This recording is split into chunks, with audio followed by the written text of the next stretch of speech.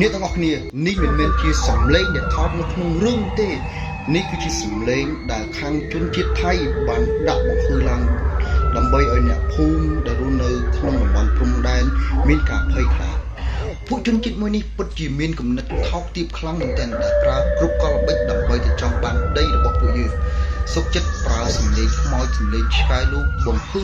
ដើម្បីឲ្យប្រជាជននៅតាមព្រំដែនមានភាពភ័យខ្លាចហើយអ្វីដែលជាពិសេសនោះដែលធ្វើឲ្យពួកគាត់ស្នាក់នៅមិនបានសម្លេងនេះគឺក្រហឹងខ្លាំងមែនទែន